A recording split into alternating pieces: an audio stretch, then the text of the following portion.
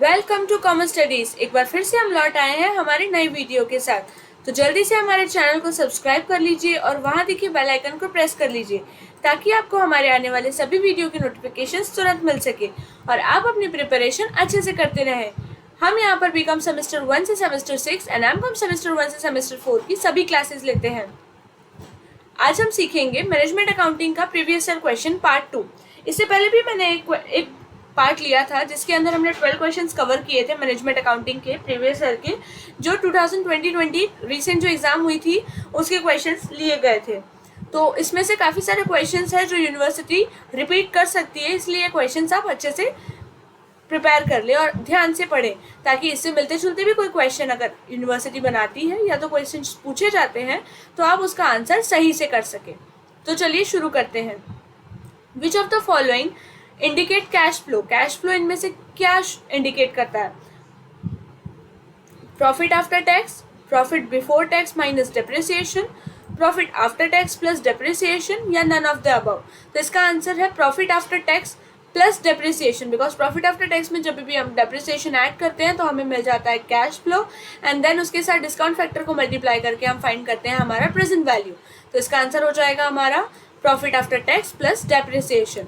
Second question, under which method cash flow of each year is री invested? कभी भी cash flow जो है वो री इन्वेस्ट अगर किया जाएगा तो इस मेथड को हम हमेशा कहेंगे terminal value. Net present value, payback period and internal rate of return, इनमें से कोई भी आंसर नहीं आएगा, इसका आंसर हमेशा होगा terminal value. Third, decision tree approach is technique which deals with risk measurement.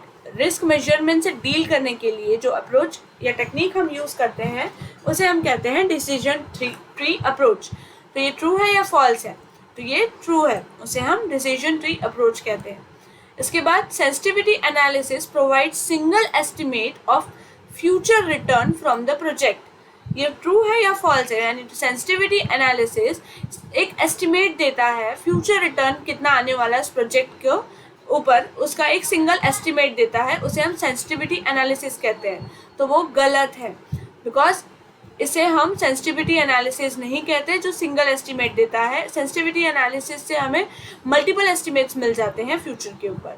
Then fifth है, the companies ROI would generally increase. ROI means rate of return या तो return on investment.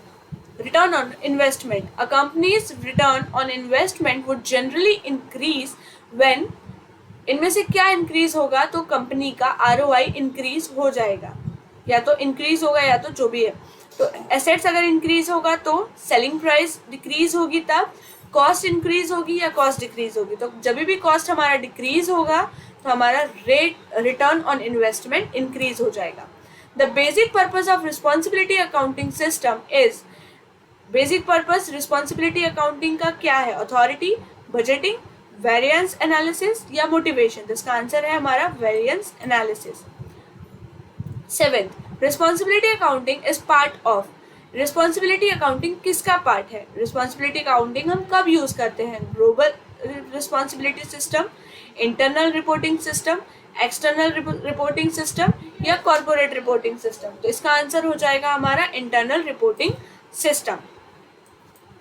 Because responsibility accounting हम internal जब भी हमारा reporting system चलता है उस टाइम पे हम यूज करते हैं। 8, division under transfer pricing system is treated as profit centre. Division under transfer pricing system, transfer pricing system में जो भी डिवीजन है उसे हम प्रॉफिट सेंटर की तरह ट्रीट करते हैं। ये ट्रू या फॉल्स? तो इसे हम प्रॉफिट सेंटर ही कहते हैं, उसे ट्रू होगा। Then a transfer price is considered on the basis of actual value rather than notional value. Transfer price जो है वो हमेशा एक्चुअल वैल्यू पे कंसिडर किया जाता है नोशनल वैल्यू की जगह। तो ये ट्रू है। इसके बाद transfer pricing is concerned with, transfer pricing किसके साथ कंसर्न करता है? Inter organisational transfer, intra division of organisation या बोथ या नन ऑफ द अबव? तो इंट्रा डिवीजन जब भी कोई भी ट्रांजैक्शंस होते हैं या फिर जो भी हम ट्रांजैक्शन करते हैं उसे हम ट्रांसफर प्राइसिंग, उससे उसका कंसर्न होता है। इसके बाद uh companies ROI would generally increase when assets increase, selling price decrease, cost increase या कॉस्ट डिक्रीज। तो कंपनी का ROI कब इंक्रीज होता है? जब कॉस्ट हमारा डिक्रीज हो जाता है तब कंपनी का ROI है वो इंक्रीज होगा। इसके बाद 12th question, which pricing method is useful when selling division is operating below capacity? below capacity अभी भी हमारा ऑपरेटिंग होगा तब इसमें से कौन सी प्राइसिंग हम यूज करेंगे? Variable cost, standard cost, actual full cost या नन ऑफ द अबव? तो इसका आंसर होगा हमारा वेरिएबल कॉस्ट, क्योंकि वेरिएबल कॉस्ट की प्राइसिंग मेथड है वो हम यूज करते हैं जब भी हम सेलिंग डिवीजन क्रिएट करेंगे ऑपरेटिंग बिलो कैपेसिटी अगर चल रहा होगा तो हम वेरिएबल कॉस्ट को ही हमारा प्राइसिंग मेथड लेंगे जो कि हमारे लिए यूजफुल रहेगा। तो आई होप आपको ये 12 के 12 क्वेश्चंस अच्छे से समझ में आए होंगे। अगर ये 12 क्वेश्चन आपको अच्छे से समझ में आए हैं तो प्लीज़ हमारे चैनल को सब्सक्राइब कीजिए, शेयर कीजिए, लाइक कीजिए एंड साथ ही आप हमारे टेलीग्राम चैनल को भी ज्वाइन कर सकते हैं जिसके अंदर आपको सारे PDFs भी शेयर कर दिए जाएंगे। उसके साथ ही आप हमारे व्हाट्सएप ग्रुप में ज्वाइन हो सकते हैं जिसके अंदर यूनिवर्सिटी की सारी अपडेट्स एंड जो भी लेटेस्ट अपडेट्स हैं एग्जाम से रिलेटेड, क्लासेस से रिलेटेड सारी चीज़ें वहाँ पर इजीली अवेलेबल है।